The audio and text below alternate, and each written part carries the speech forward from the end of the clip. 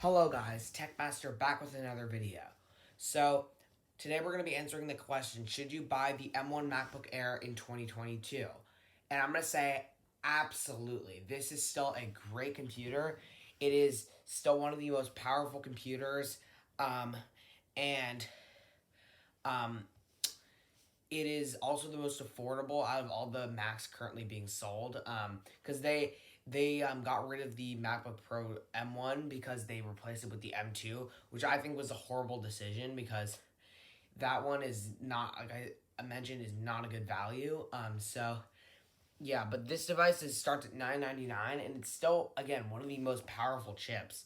It's still the M1 MacBook Pro actually exported an 8K video in about less than a minute, so that is just unreal. So literally, this would probably be a 30 more seconds or so. It's probably a little more powerful, but there's very little performance between the MacBook Air and the MacBook Pro. So the point is, this can run it literally like anything. They can export 8K videos. I saw in 45 seconds, so that's like pretty crazy. And yeah, so and then it's got a good price because look, it's not the absolute most powerful. Like there are the M1 Ultra, M1 Pro, M1 Max are slightly more powerful, but it's still extremely good. And I would, yeah, like I said, like I think that it is still great and it's gonna last you for years. So this could probably easily last another like 6 or 7, or it could last about 6 years is my guess.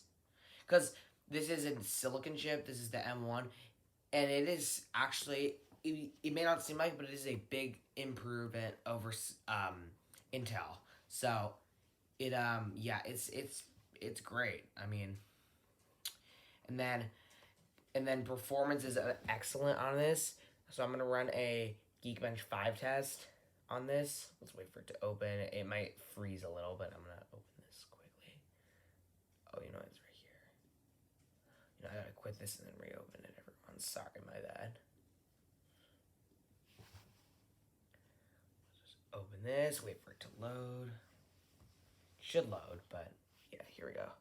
So we're gonna run the CPU bench test. We have 8 gigabytes of RAM on this, 512 SSD. This is the model I picked up. Got it for Christmas 2020 because I needed a new computer. I had like a 15-inch or a 13-inch 2015 MacBook Pro, and it had an hour battery life, literally an hour. It had malware, and it was just my mom's old computer, and it was just the worst thing I've ever seen. So I had to get a new computer, and yeah, I got this one because for school purposes, my mom and dad thought it would be a good thing to do. Anyway, let's run the CPU benchmark test. And I'll stop this video when it finishes.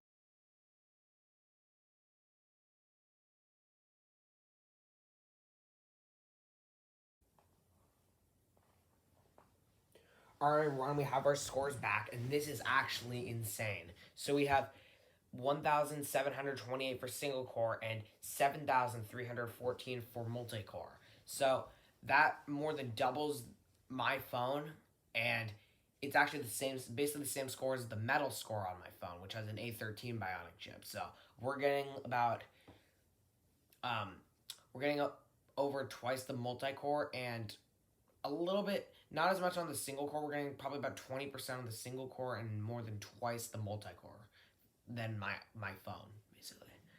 Now, that's basically what we got here. Now, we're going to run, where is it? Hold on. Now we're going to run the metal test. Hold on, let me, metal test. And now, we're going to stop this until it finishes. Yeah, let's get to it.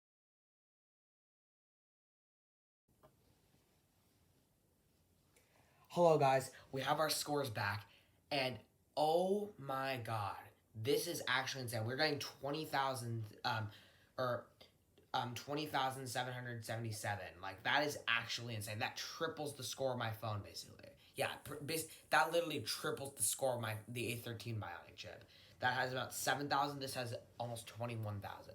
So that is insane. So, yeah, you do not have to worry even the slightest about performance. Some things may freeze, like some applications might not work, but in terms of everyday performance, this device is amazing. It is truly remarkable, all right? That is just insane. So, yeah, that is crazy. And then you compare it, let's see. Yeah, compute comparison. It doesn't really do that, but actually, I'm going to scroll down and see what most of the other devices are. Yeah, so basically, yeah, this is crazy though. Like this is out of all these devices, this is like way more powerful. So yeah. Anyway, the point is this device is amazing performance. This device, if it keeps this kind of score up, it's probably gonna last a long time. Like obviously it's not gonna last forever. Like it probably will, but it easily will last 4 years basically, easily. Because this device, it was probably the chip was made a little bit before it actually was released.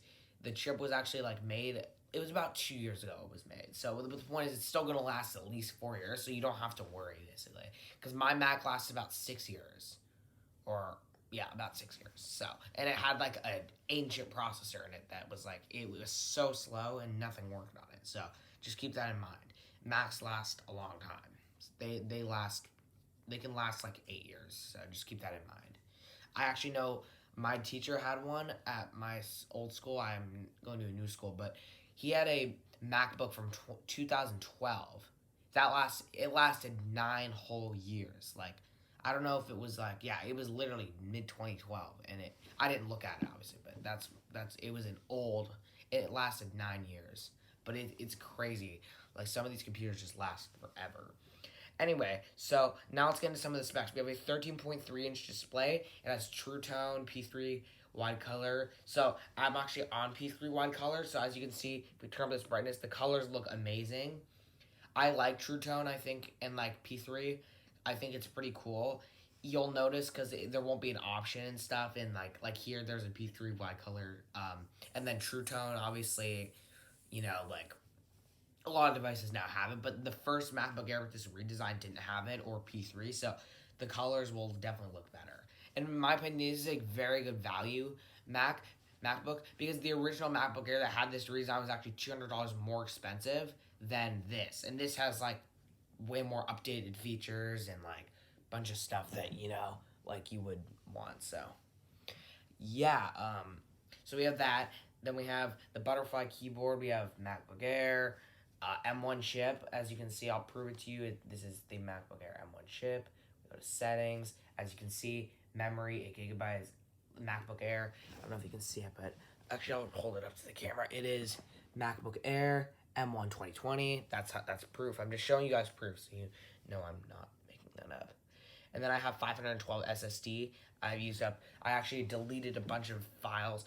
Just be aware, if you use a lot of school files, you might want to delete some, because so this has 494, it says 512, but yeah, there must be a little shortage or something, probably how they were made. But yeah, just be aware, you don't want to keep too many photos or files. I actually had I used up over half my storage. I had to delete, like, in terms of files and photos, I had to delete about 150 gigabytes of them, basically. I deleted like half the storage. But just be aware, like, just so you know, if you have old school files and you're not at that school, I would highly recommend deleting them, because, because here's the thing. If you want to get a bigger storage option, then you're going to start spending a lot. If you get like 2 terabytes, you're going to spend like $2,000, because this version, the 8 gigabytes of RAM and 512 is about less than $1,300. But if you get the 1 terabyte or 2 terabyte with 16, that's gonna be like 2,000 something. So just so you know, you don't wanna spend too much. So I would just recommend deleting a bunch of files, and that way you won't have to worry. And then, to be honest, there's also 256 gigabytes, but that is $9.99. And if you don't use a lot of school things and you don't do a lot of editing and filming and editing on here and files and things like that, you'll be fine. But I would highly recommend going for 512, because 256 isn't that much for a computer if you really think about it. A lot of computers now have 500 or a terabyte or 2 terabytes, or I'm saying 256 isn't really enough for a lot of people. If you're having a bunch of files, school stuff, video editing that you're gonna run out eventually. It's only 245 gigabytes actually, if you like, because the number was a little weird here. But yeah, anyway, so this device opens up apps really fast. If we go to, let's go Discord. All right, that opened up. Well, that wasn't fully opened up, but podcasts, as you can see, very fast. Calendar, very fast.